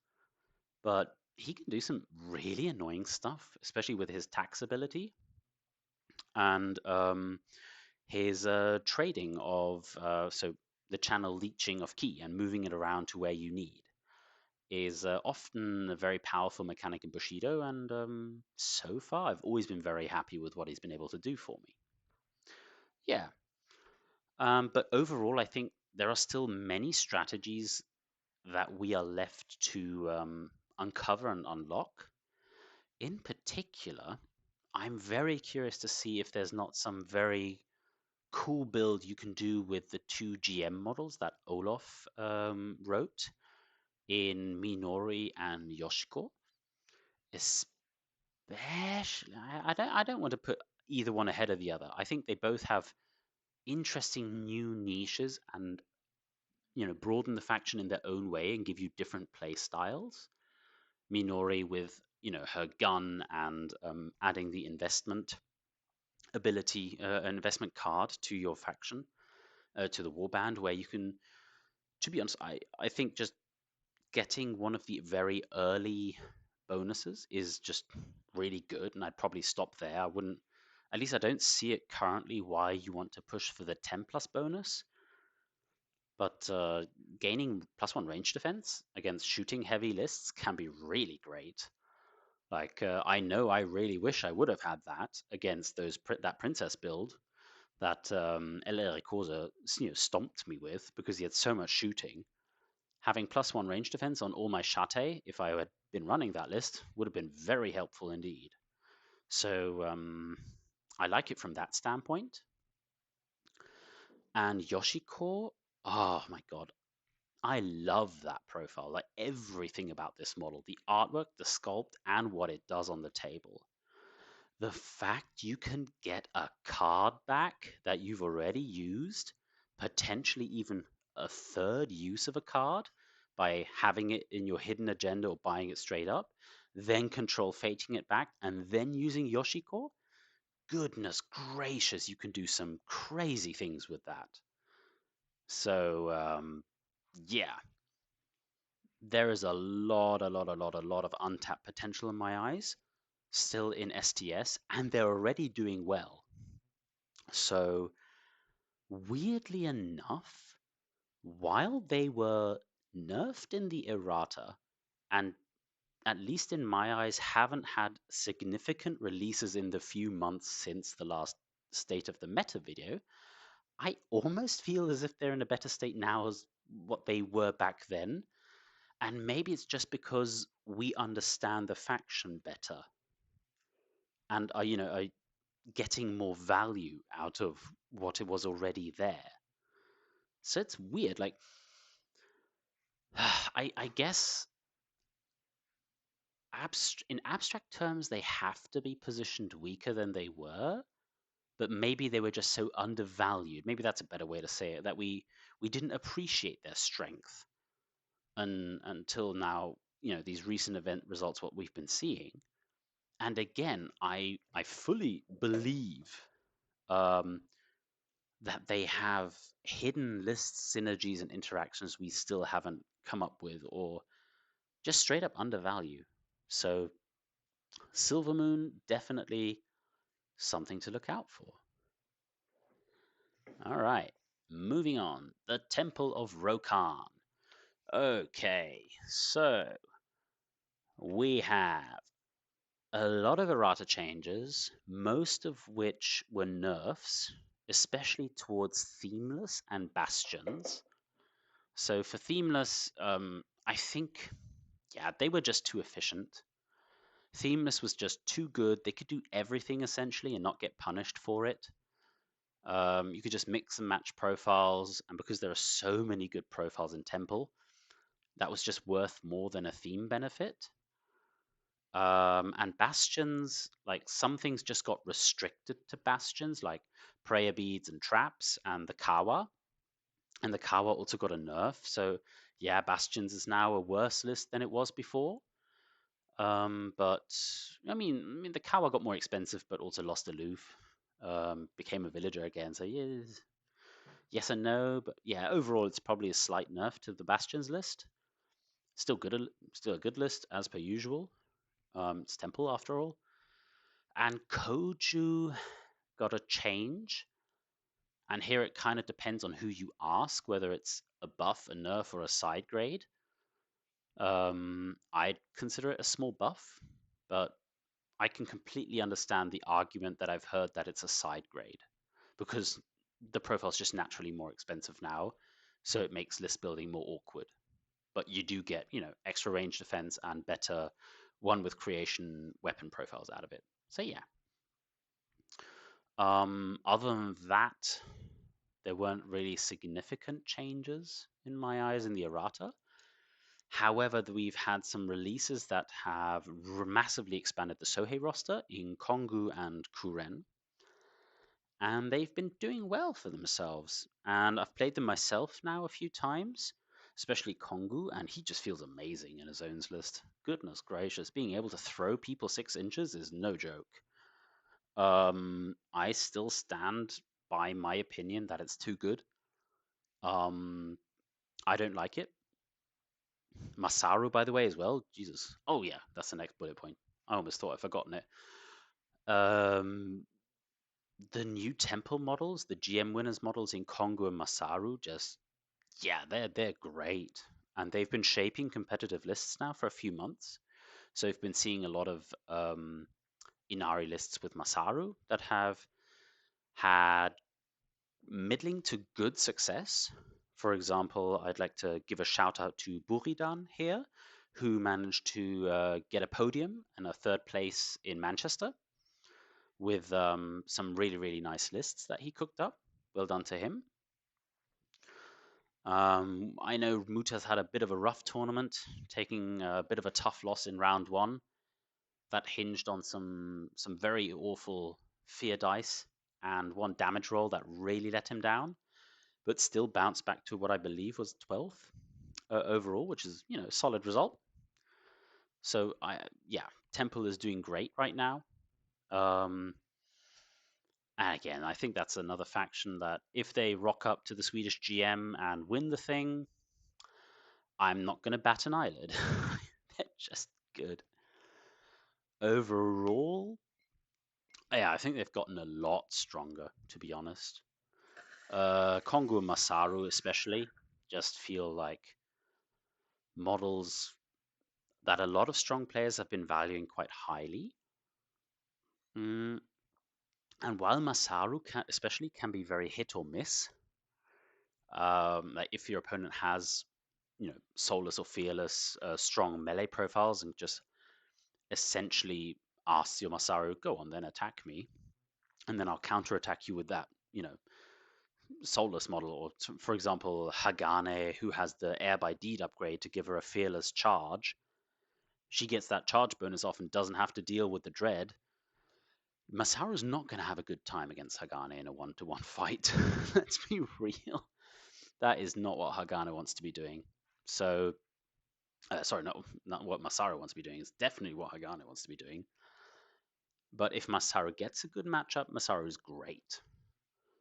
Now, will you always get that in the context of, having to choose a list and your opponent picks a list and you don't know what you're playing into? Don't know.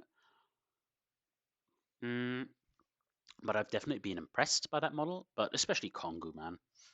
Kongu has just been very, very reliable for me. Stick him in a zone, counts as 2 models, does a job, throws other people out, is tough to kill. Yeah, you can kill him, but you just have to put a lot of resource into it, it feels like, especially as long as the temple player has a second chance up.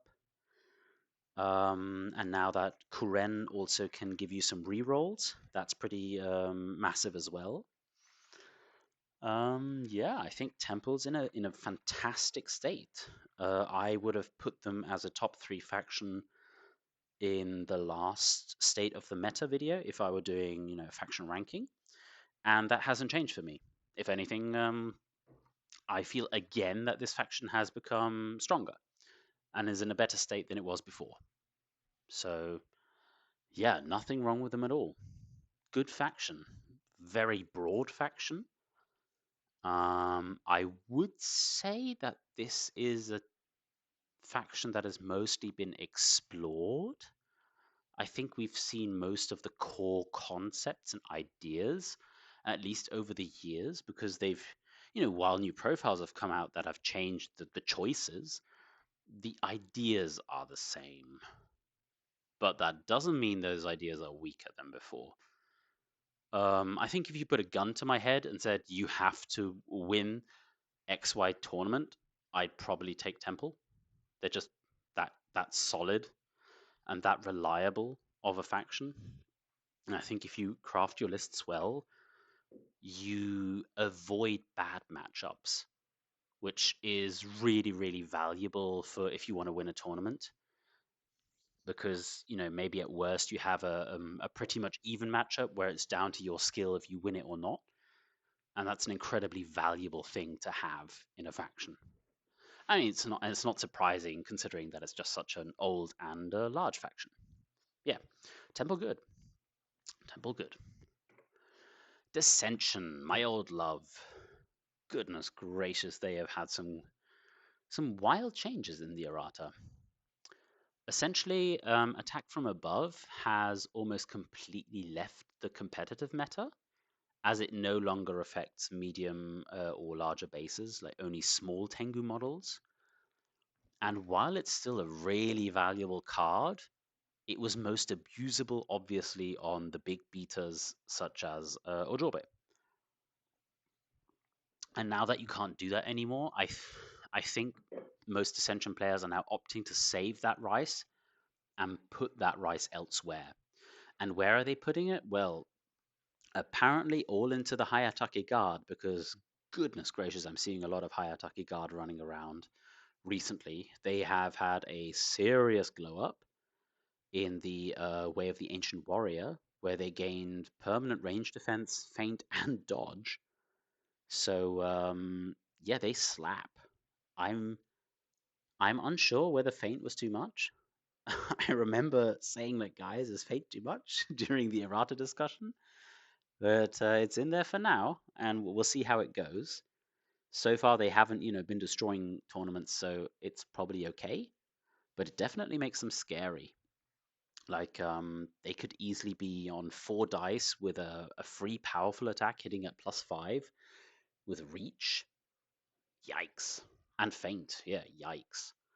And other than that, Dara Niba got a very significant upgrade to her profile card and now can do scenario actions for 1 less activation counter, which is amazing. Super fast profile that can just run around the board, be really really annoying, and get those prayers and idle flips in when your opponent just really really didn't want you to. So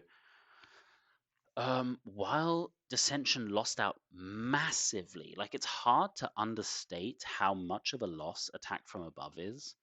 I definitely can say it was a big, big crutch for me in Hamburg, and a lot of the success I was having was due to the just inherent power of that card.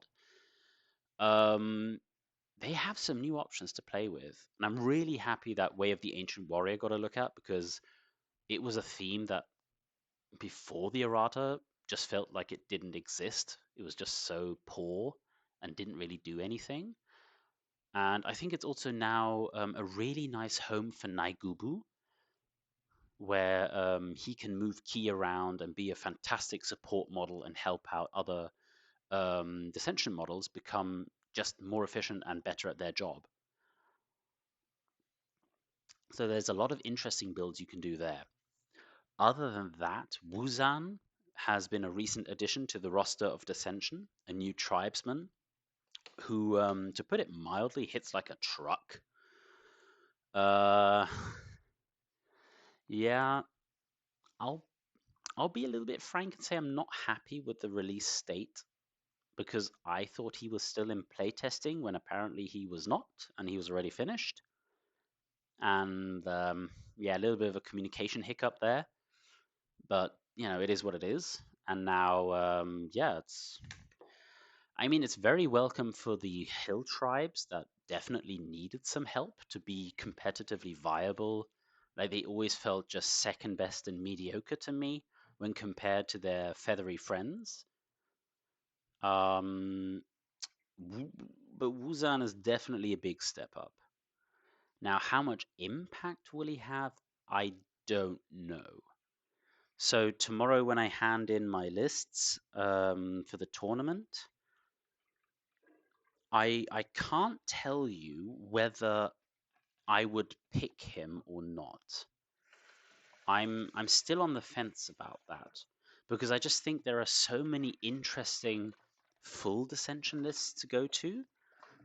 Like there's the obvious way of the Ancient Warrior now, and I'm still a big, big addict of Wind Watchers, and Bluegale Scouts are still fantastic.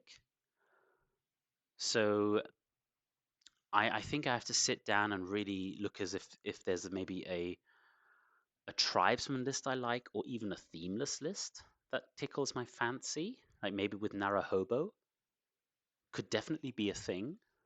Um, yeah, and then we'll see what happens. I am slightly concerned, like if the dice don't betray you, how well he will be killing non-elite fighters, because he can get cleave, so brutal 2, and just go off with a combo attack. But at least there are some limiting factors to the profile.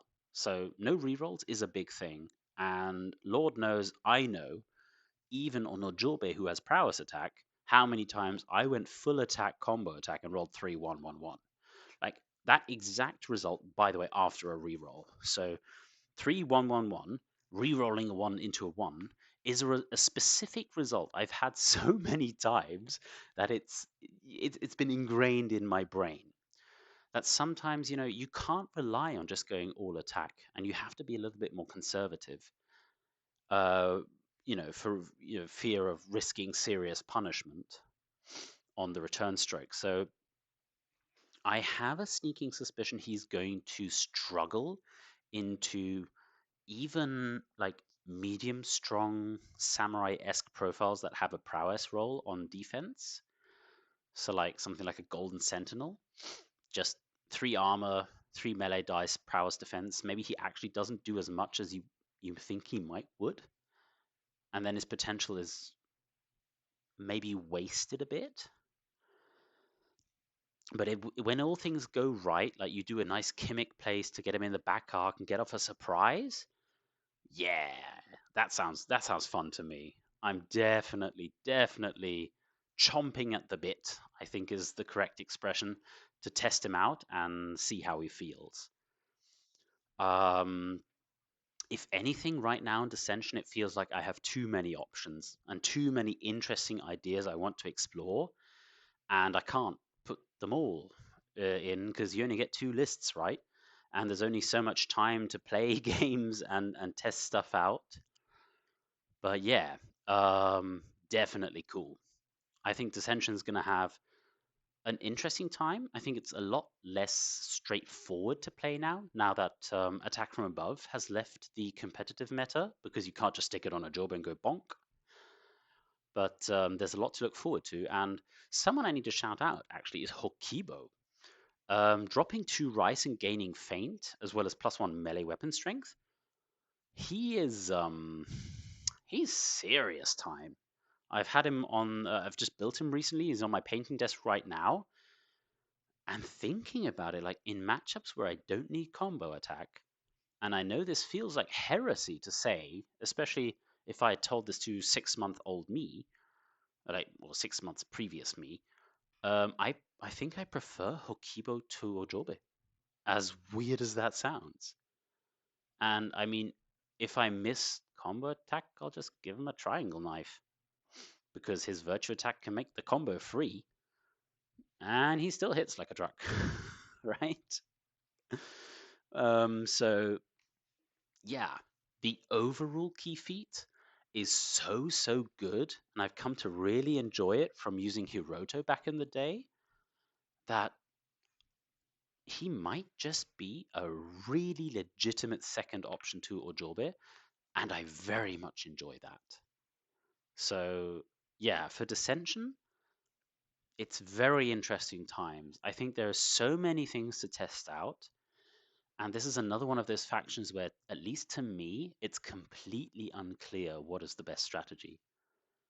Or even what's just the best strategy for the current meta. It feels really difficult for me to pinpoint down, and that's with, I think, Descension being the faction that I know the most about and I'm the most confident playing with and understanding. And yet I still don't think I can really say that's the way to go, this and then this. Wild. So, very exciting year for Descension players again, I think. Yeah, awesome, awesome, awesome stuff. All right, next faction, Kinshi. Big disclaimer here. This is the faction I know the least about. It's the faction I have the least confidence talking about. I'll do my best. Please bear with me. Okay. Essentially, I've only played into Kinshi a few times, and those were very lopsided matches that ended early. Um, so I'm really unsure as to what their actual power is, and what they like how much they really influence the battlefield. But when it comes to Kinshi overall, the Consequences cycle deck, as well as the release of Tomoaki, has given them new options, especially the Rend Reality card from the Consequences cycle deck. We've been seeing it recently put on Master Shi to sacrifice some of the void counters you've already built up. And it seems to be a very good strategy because, well, Jonathan, coming off of his double ninja win last year, has now been playing them in Rosenheim and also went 3-0. Now, while it wasn't enough to win the tournament based on tiebreakers, he won 3 games with them. So apparently, they still good. We all remember Timmy's run in Hamburg, coming in a second place in what I think, and please correct me if I'm wrong, was his first Bushido tournament. Jesus Christ, bro. Calm down. Uh, yikes. That is terrifying.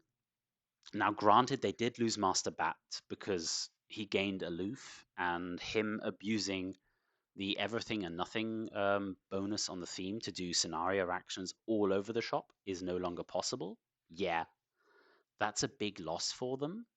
But at the same time, gaining a little bit more flexibility because there are now more archetypes to pick from. So you have the Maha blow up list that Timmy was using to great effect. It still works. It's just not as bonkers with Master Bat as it used to be. You still have the 7 model War Weary list, and if you're asking yourself what lists are these, check out the faction guide written by Mutaz. That's where they are. And now you have this Master Shi Rend Reality list, and there might even be other lists like I don't know. I'm not a Kinshi guy, right? I think that's blindingly obvious, and also I've just never looked at them. It's a faction I'm trying to put on the table for this year. So I'm hoping next time we talk about the meta, I can give you much more insights about them. But overall, if anything, I think this is my first faction that has lost a little bit when compared to October's meta video, or September, I think it was, because the tournament was in October. Um, because they lost that Master Bat interaction that was really crazy. However, and this is the third bullet point that's there, the Timmy Craig resurgence, because I know so little about them.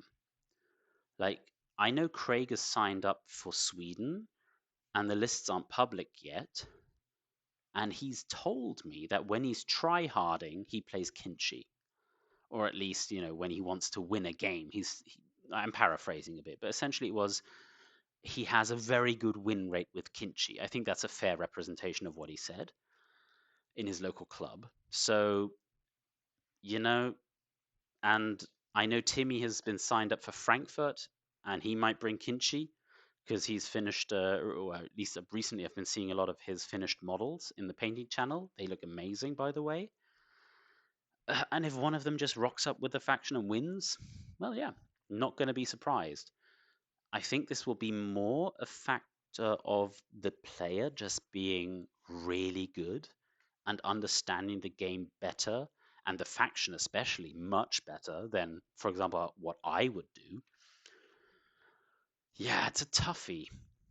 But if I had to just stick my neck out here for a second, I think Kinshi is the first faction where I'd say they've become ever so slightly weaker since the errata. Still good, by the way. And again, I wouldn't be surprised if they just win the Swedish GM or the Frankfurt GM. But at least like that master back interaction felt so crazy to me that they feel like they've gotten ever so slightly weaker. But again, big pinch of salt. I need to really look at this faction. I think it's a very big blind spot in my game, to give you guys a better overview at least, and also myself, right? So yeah, Kinshi Temple, amazing models, weird abilities, tough to figure out where they really fall. However, when I talk to people who have played them and have played against them a lot, they always say they're good. So maybe take what I'm saying with a massive pinch of salt. Yeah. All right. Awoken. Well, here we are, the boogeyman of the end of last year. They've had massive changes in the errata, and yes, these were all nerfs. And yes, this faction is still strong AF. Strong with a K, by the way. That is not a typo. I am still convinced Awoken is a top 3 faction. I know that at least one very strong player disagrees with me, but I don't care. Subjective. This is my channel, and in my channel, they're a top 3 faction. Deal with it. And I think Tony, to be honest, just demonstrated their latent power that's still there by almost completely walking and waltzing through the Manchester GM. And yeah, suffering a tough loss in the final against Craig. And again, yeah, and losing to Craig. That happens. The man's just good at the game. But Awoken themselves, I think, are really, really powerful still. Now, did they lose their strongest asset in Destiny's Sphere in its original form? Yeah, they did. Destiny's Sphere is still good, by the way. Like, it still blows my mind to think about that this model essentially, or this key feed, excuse me, essentially says I'm taking away a third of the dice results that your model will roll. Now, does this require a little bit more setup than it used to? Yes. However, it's really easy to do. And I'm not going to hear it if anyone tells me, oh, it's unusable now. Also, again, people keep thinking it's only applicable for melee exchanges. No, it ain't. It's all dice. So that means oppose key tests, size tests, wink, wink, immobilize, wink, wink, right? Like you can really cripple multiple models with that ability still. And by the way, you can still kill them. If they roll just, mediocre once, they're dead. That still happens. So, yeah, it's still a good ability. She still deserves to be on the table. And by the way, her other key feats are also good. And now you even have a reason to use them. Other than that, the swarms, the endless processions, got a very, very necessary looking at because yeah, they were just way too good for 8 Rice. Now they feel much fairer. And to be honest, the breakthrough of Kuna onto the Awoken competitive scene has almost removed them from lists, just because now you want to be shooting them out with Kuna and placing them in base-to-base contact with opponents so that they A, are tied down, and B, are set on fire. So, yeah, Awoken are still insane. Absolutely insane. And again, I think there are so many more strategies and combinations, even in Awoken, in a limited faction as Awoken that we're still not properly exploring or evaluating or giving enough time of day to. For example, the second list that Tony brought to the Manchester GM is not a list I would have ever considered if I was building Awoken for myself. Only 5 models? It sounds like counterintuitive, completely insane at first glance because, oh, I want fear as high as it can be, and I can still reach fear 7, which is still very, very good, by the way. And even if I don't have fear 7, I can easily have fear 6. However, the plan behind that list was freaking genius. So read through that list. If you don't know what it does, ask in the faction channel. They'll tell you. Very cool idea. And I think that just goes to show, like, A, Obasan is legit. She is scary. I know Olaf had very good success with her recently in the TTS League as well, tying down multiple models, and she's just such a tank. She can just mess with the opponent's plans so, so well. I wouldn't focus too much on her reclamation key feed ability, but much more the annoyance that that profile brings and just this brick wall that your opponent has to deal with. Yeah, I still don't think she's been giving or being given the respect she deserves. And I still thoroughly believe there are more synergies and ideas to find even now within the faction that, especially pre-errata, Awoken players just weren't looking at because it was too easy to just go Destiny Sphere equals delete. So if you're an Awoken player, you have no excuses. This faction is still amazingly strong. Just look at Tony. He proved it. I think now you're just being forced into actually exploring and understanding your faction more than you were before. And you're having to work harder for advantages in the game. But that, in my mind at least, only brings them in line with most other factions as to how much effort you should have to put in to gain an advantage on the battlefield. And again, I still think they're a top 3 faction. So, what do I mean with the second bullet point here? Have I sabotaged myself into making a tier list? Yeah, I think I have. So, I think it was yesterday or 2 days ago, we were talking about the power of Awoken and explicitly like this idea of I still think they're a top 3 faction if I were to make a tier list. And then someone immediately commented, so do one. And people dogpiled me. And now I think I just have to make one. So I will, I promise. I'll make a tier list and we'll talk about it. And I'll probably have 1 or 2 people there to talk about it with me, so you don't just get bored of my voice all this time. Like, ugh, horrible, random German dude with a British accent. I mean, what is this, right? Ugh. So yeah, yeah. I guess I've shot myself in the foot again with my big mouth, and now I have to make a tier list. But hey, more content, so that's fun. More for you guys to enjoy. Overall, Awoken is a faction definitely weaker than before. Like, we don't need to sugarcoat it. The errata is a serious nerf to the faction, but they were just insane beforehand, and now they're just still very strong. So don't feel bad. Don't, not even for a minute, believe they've been nerfed into the ground or whatever some people have been telling you in the faction channel. Complete and utter BS. I'm sorry. They're a super good faction. They just require a lot more thought in your play, a lot more reading ahead in the game than they used to. But power wise, still there and still a humongous threat. Yeah, that's the Awoken. Imperial Court. Imperial Court's a toughie. Sneakily enough, even though they weren't mentioned in the errata, I think they took the biggest nerf of almost any faction, and yes, that includes Awoken, in the errata by having active feats move to main phase only. they used to be able to do so many like starting and end phase shenanigans with activation counters that now no longer work. And now they have to be a lot more fair in how they generate their activation counters on their terracotta warriors. And they lost a lot of their tricks. This definitely hurt them. Like, there's no getting around it.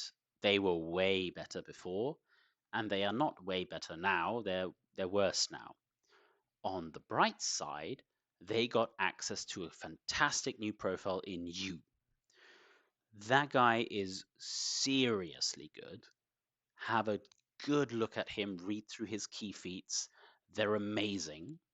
And he can shape a game and win you VPs on his own. That's how good that model is. Um, Definitely someone you want to include in your lists. And also the upcoming Men Yi and Nan Hua.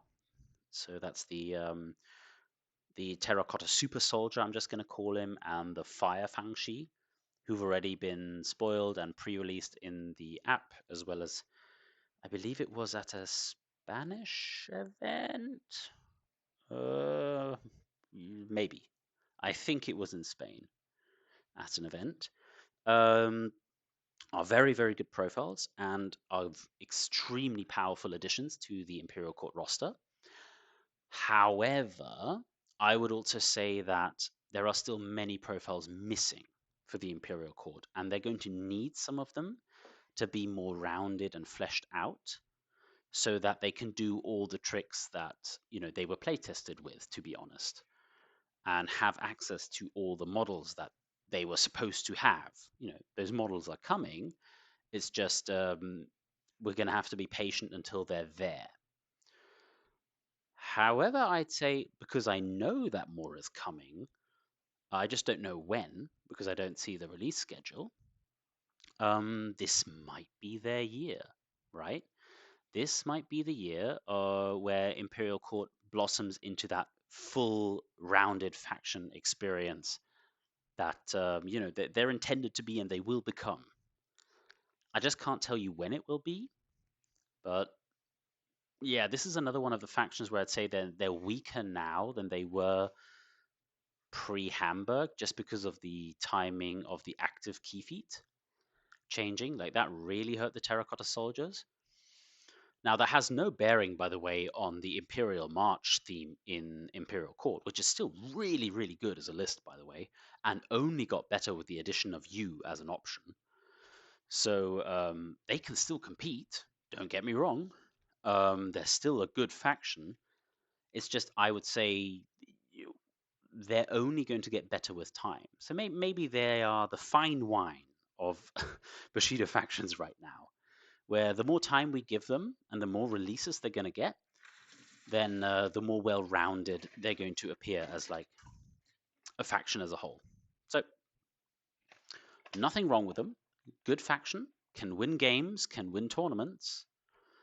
Just yeah, stuff is still lacking, and losing access to that end phase, starting phase trickery that they used to have, well, just definitely didn't help them. But overall, a faction I'm very excited for. Okay, here we come to the end of this very unscripted and frankly way too long state of the meta chat with CJ, your host here on the channel. I hope you had a good time. I hope a lot of the stuff that I was talking about made sense to you and that it helps you.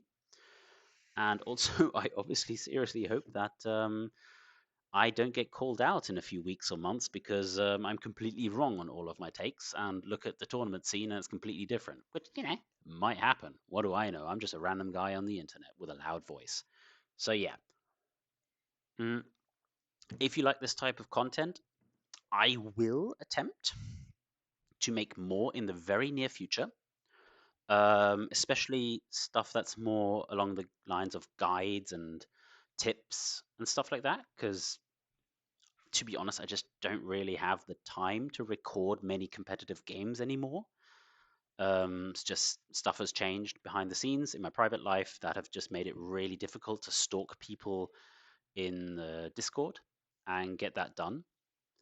I'm still interested in doing it. Like if I can find a free evening and just sit down and press record, I'd love to still do it. It's just I know that that's going to be a lot more difficult going forward. So maybe like whenever my schedule opens up, like just right now, where in the short term something got cancelled, maybe I can just put out a guide or something. There are many topics I'd love to talk about. If there's stuff you guys want to hear from me about, please do feel free to leave a comment telling me what you'd like, and I'll attempt to do a video on it. Otherwise, feel free to leave a like and subscribe if you enjoy the content, just so more people can find it in the algorithm and get helped by some content. I think content's always helpful for everybody. And otherwise, thank you so much for listening if you made it all the way to the end. And bye bye for now. See you in the next one. Bye.